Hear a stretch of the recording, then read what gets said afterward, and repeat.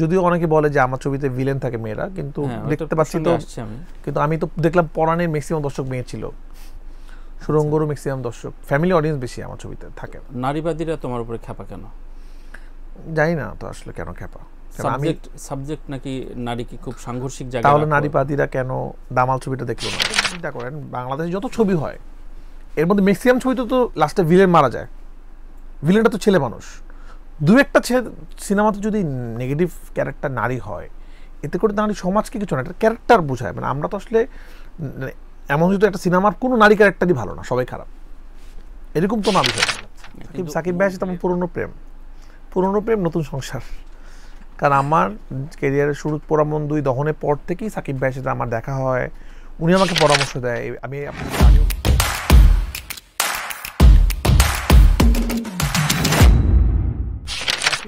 তোমার কাছে কি মনে হয় যে এখন তোমার নিজের সাথে নিজে একটা প্রতিযোগিতা, কারণ তোমার সাথে ক্যাপাবল কোনো প্রতিদ্বন্দ্বী তুমি পাচ্ছ না বাংলাদেশে? না, এরকম মনে হয়। আমি তো এত ভালো ডিরেক্টর না। আমার কাছে মনে হয় আমি খুবই লাকি মানুষ। আমি একদিন প্রেস কনফারেন্সে বলেছি, আমি এত মেধাবী না, আমি অনেক পরিশ্রমী মানুষ এবং আমি নতুন নতুন কাজ করার চেষ্টা করি। আমি সাধারণ মানুষের মতো করে চিন্তা করি, এই জন্য আমার ছবিগুলো সাধারণ মানুষের মতো করে হয়। মানে আমার ছবিগুলো সাবজেক্ট হোক বা আমার ক্যারেক্টারগুলো খুব জীবন্ত হয়, আপনি কানেক্ট করতে পারবেন যে এটা আমার আশপাশের কোনো মানুষ।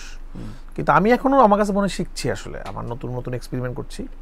ওই রকম জায়গায় আমি নিজেকে এখন, আমাদের দেশে অনেক ভালো ভালো ডিরেক্টর এখনও জীবিত আছেন, সে ছবি বানাচ্ছেন। তো সামহাও আমার ছবিগুলো ক্লিক হয়ে যাচ্ছে, মানুষ আমাকে অনেক ভালোবাসে। কারণ নাহলে এত অল্প সময়ে এত পরিচিতি, এত ভালোবাসা সাধারণত কেউ পায় না।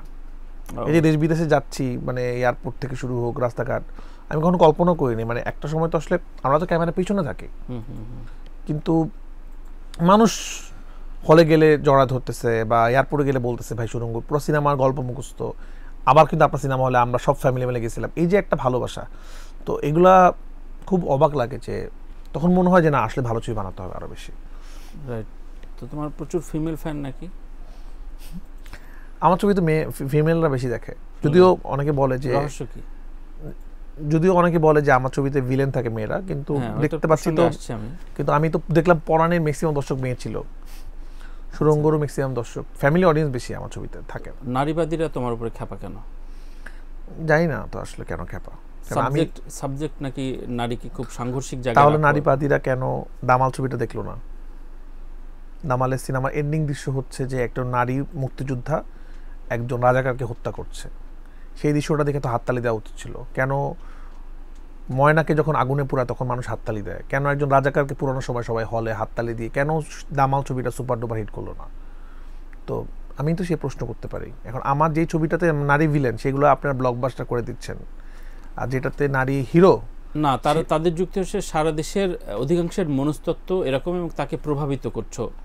না, আমি এরকম না। আমি এখন দেখেন, আমাদের এখনকার সময় আমাদের প্রধানমন্ত্রী নারীরা আমাদের দেশে অনেক ভালো ভালো জায়গায় অবস্থান করছেন। এখন আমাদের এই সময়টা এরকম না যে কোনো নারীকে আমরা ছোট করতে পারবো।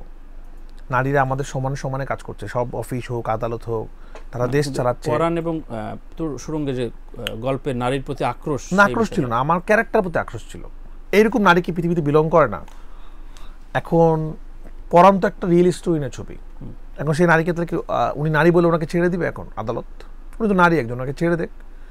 উনি অন্যায় করেছে, এই গল্পটাই আমরা দেখানোর চেষ্টা করেছি। সুরঙ্গ যে ক্যারেক্টারটা, মানে উনি পুরুষ, মানে সুরঙ্গ তো একজন পুরুষ ভিলেনও কিন্তু আছে, যে মানে ইয়ের যে বন্ধু।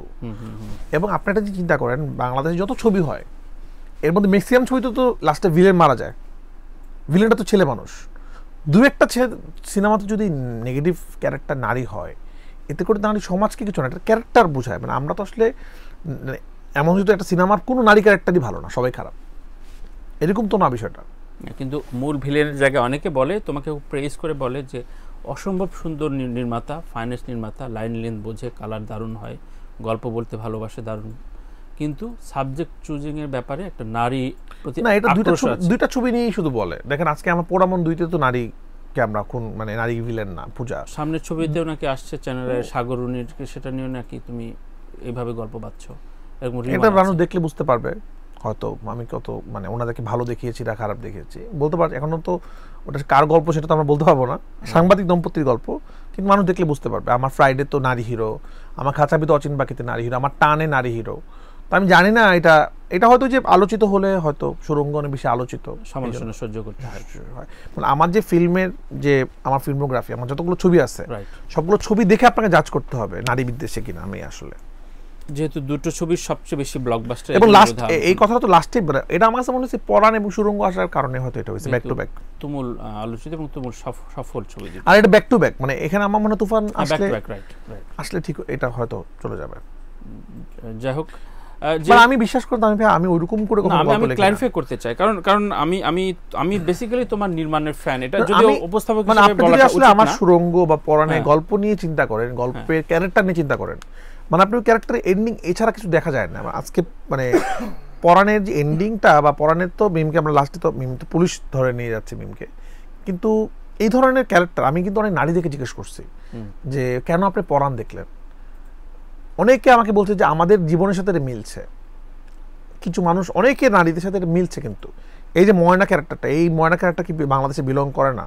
মানে আপনি ওই ক্যারেক্টারটাকে বলতে পারেন যে এমন এমন ক্যারেক্টার রাফি বানায় যেগুলো আমাদের আশপাশে কখনো বিলং করে না। কিন্তু আমার কথা হচ্ছে আশপাশে সমকালীন ওই মিন্নির কেসটা চলছিল, ওটার সাথে রিলেট করে অনেকে, যেহেতু ওটা নিয়েও কন্ট্রোভার্সি, দুই পক্ষ ভাগ আছে, তো ওই সাবজেক্ট চুজিংয়ের ক্ষেত্রে বেশ কিছু নারীরা তোমার বিরুদ্ধে লিখেছে যে এই সাবজেক্ট নিয়ে কেন রাফি বারবার সমাজকে অন্যদিকে প্রভাবিত করছে। না, আমি তাদেরকে বলবো আমার আরও ছবি দেখেন আপনারা, তাহলে বুঝতে পারবেন। এবং আপনারা শুধু আমার না, আপনারা সব ছবিগুলো দেখেন, মানে বাংলা সিনেমা এখন ভালোর দিকে যাচ্ছে, আপনারা আসলে ছবি দেখেন, সাপোর্ট করেন। আলোচনা ফেসবুকে স্ট্যাটাস দেওয়াটা খুব সহজ, কাজ করাটা অনেক কঠিন। একটা মানুষ যখন হলে মানুষ নিয়ে যাচ্ছে এবং যেখানে যখন অনেক মানুষ, একটা সিনেমা 1 কোটি মানুষ যখন ভালো বলছে, এর মধ্যে 10 জন বা 20 জন মানুষ খারাপ বললে সেটাকে আমরা যেমন এটা কিন্তু আমি এখন একটা আমি জানি না আপনাদের চোখে পড়ছে কিনা, এটা কিন্তু একটা ট্রেন্ডের মতো হয়ে গেছে। তখন যে কোনো একটা নিউজ হচ্ছে পজিটিভ, একজন চিন্তা করবে একটা নেগেটিভ নিউজ করে দিই, কারণ পজিটিভ নিউজ সবাই দেখবে, নেগেটিভটা অনেক দেখবে। তো এই যে একটু বিরুদ্ধে বলা, সব কিছু একটা জন ভালো যাচ্ছে একটু ডিফারেন্ট কিছু বলা, সেটার মধ্যেও কিছু মানুষের মধ্যে একটা ব্যাপার আছে। আচ্ছা, একটা বিকৃত আনন্দ নেওয়ার চেষ্টা করছে, আনন্দ নেওয়ার ব্যবসা আছে আমার কাছে মনে হয়। আচ্ছা, কেউ বলে তুমি বাংলাদেশের সন্দীপ রেড্ডির বাংলাদেশ ভার্সন। জানি না কেন বলে। সন্দীপ রেড্ডি 3টা ছবি বানাইছে, ওনার 3টা ছবি একটা স্টাইল আছে, আমার তো অনেক ছবি।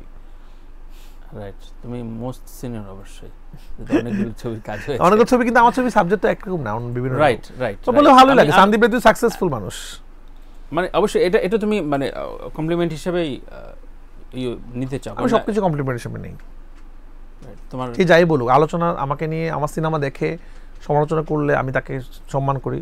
সিনেমা দেখছে তো, আর দিন শেষে মানুষ আমার সিনেমা যেই 3 ঘন্টা মানুষ দেখছে, সেই 3 ঘন্টা তো সে ক্রাইম করছে না। আমি জানোয়ারের মতো সাবজেক্ট নিয়ে ছবি বানাইছি, রেপ নিয়ে।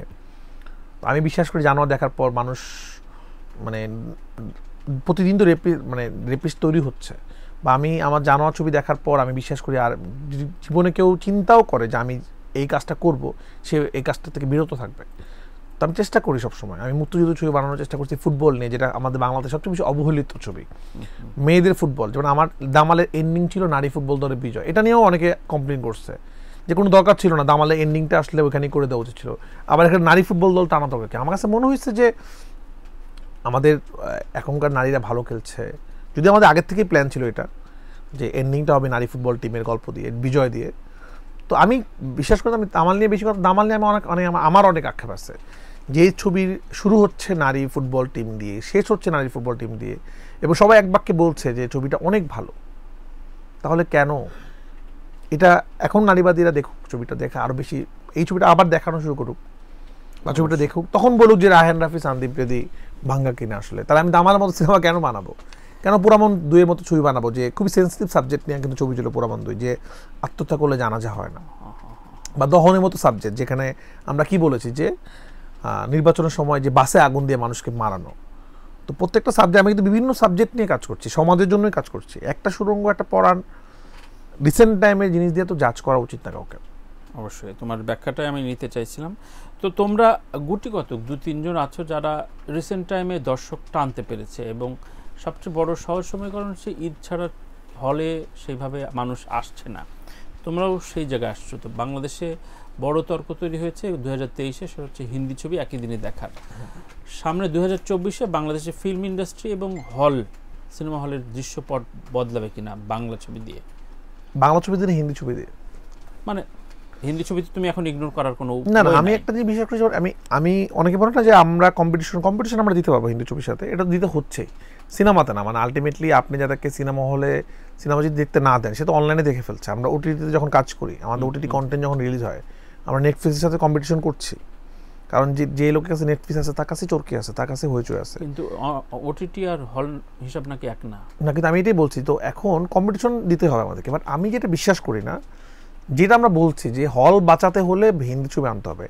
মানে আমার বিশ্বাস হয় না একটা দেশে ইন্ডাস্ট্রি আরেক দেশে ইন্ডাস্ট্রি সিনেমা নিয়ে বাঁচবে। আমাদের সিনেমা ইন্ডাস্ট্রি বাঁচাতে হলে, হল বাঁচাতে হলে বাংলা ছবি। আপনি দেখেন হিন্দি ছবি ভালো মানুষ দেখছে, বাংলা ছবি যে জোয়ার যখন পরাণ হওয়ার মতো বা প্রিয়তম সুরঙ্গের মতো দেখছে মানুষ, দেখছে না। কিন্তু দিন শেষে আমাদের দেশে মানুষ আমাদের ছবি দেখে আনন্দ পায়। অবশ্যই আমরা এনজয় করি, ডাঙ্কি হয়তো প্রথম দিন দেখতে ভালো লাগবে, কিন্তু ডাঙ্কি দিয়ে তো আমাদের ইন্ডাস্ট্রি বাঁচবে না। তো এটাই তো বলা হচ্ছে গত এটা বাঁচবে না, আমাদের ইন্ডাস্ট্রি বাঁচানোর জন্য আমাদের ছবি বানাতে হবে। আসুক ডাঙ্কি, সমস্যা নাই, আসুক এনিমেল, যার ইচ্ছা সে দেখবে। এখন ইন্টারন্যাশনাল পৃথিবী ওপেন যুগ, সবাই যার যেটা সে সেটা দেখবে। কিন্তু আমরা যদি ভাবি যে ওদের ছবি এনে আমরা আমাদের ইন্ডাস্ট্রি বাঁচায় ফেলবো, হবে না। সিঙ্গেল স্ক্রিনে তো ব্যবসা করতে পারতেছে না আসলে। অবশ্যই। তো সাকিবের সাথে নতুন প্রেম, নতুন সংসার কেমন লাগছে? সাকিব ভাইয়ের সাথে আমার পুরনো প্রেম নতুন সংসার। কারণ আমার ক্যারিয়ারের শুরু পোড়ামন 2 দহনের পর থেকেই সাকিব ভাইয়ের সাথে আমার দেখা হয়, উনি আমাকে পরামর্শ দেয়। আমি আপনার সাথে আগেও বলেছি কিন্তু এই কথাটা, যে আমরা প্ল্যান করছিলাম, আমরা একটা বড় প্ল্যান করেছিলাম প্রেমিক, সেই ছবিটা হয়ে ওঠে নাই বিভিন্ন কারণে। একটা সিনেমা তো অনেক ধরনের কারণে হয় না, বিভিন্ন রকম পিছায় আগায়। এই যে রাজকুমার তো আসলে সাকিব ভাইয়ের একরকম প্রথম প্ল্যান ছিল, পরবর্তীতে আরেকরকম এখন অন্য ইয়ে থেকে হচ্ছে। সাকিব ভাই হয়তো সিনেমাটা ছেড়ে দিচ্ছে, যে ঠিক আছে। তো এরকম সিচুয়েশন ডিফারেন্ট করে। তো আমার কাছে মনে হচ্ছিল যে সাকিব ভাইকে নিয়ে, ওনার মতো এরকম একটা স্টারকে নিয়ে আমি আসলে ঠিকঠাক কিছু বানাতে চাই। কারণ একটা জিনিস চিন্তা করি, মানে যখনই আসলে এরকম বড় কাউকে নিয়ে সিনেমা বানানোতে একটা টেনশনও আছে আসলে, মানুষের এক্সপেকটেশন অনেক বেশি বেড়ে যায়, কারণ হিউজ ফ্যান ফলোয়ার। আজকে একটা পরাণ যদি সাকসেসফুল না হতো, আমার প্রেশার থাকতো না বেশি, থাকতো না বেশি, একটা হয় নাই সাকসেসফুল। কিন্তু একজন সাকিব খানকে নিয়ে সিনেমা সাকসেসফুল না হলে তো একটা প্রেশার, কারণ ওনার অনেক ভক্ত কুল, মানুষের এক্সপেকটেশন অনেক বেশি। তো সাকিব ভাইকে নিয়ে আমার আসলে এমন ছবি বানাতে চাচ্ছিলাম আমি, যেটা কিনা আসলে সাকিব ভাইয়ের মানে ওরকম একজন সুপারস্টারকে দেখা যায় ছবির মধ্যে। তো আমার কাছে মনে হচ্ছিল প্রেমিক ছবিটাও যেইভাবে আগাচ্ছিলাম আমরা, সেটার প্রোডাকশন, সেটার সবকিছু প্ল্যানিং, সেটার গল্প, আমার মনে হচ্ছিল যে না, আমার সাথে সাকিব ভাইয়ের প্রথম ছবিটা এই ছবিটা না। বাট আমরা দুজনে ওই দিনও বলছিলাম যে প্রেমিক আরো হবে না, হবে আমরা বানাবো, আমাদের দুজনেরই খুব পছন্দের গল্প, এটা আমরা বানাবো সামনে কোনো এক সময়। সাকিব ভাইয়ের খুব পছন্দের গল্প, বাট আমাদের শুরুটা তুফানের মতোই হওয়া উচিত।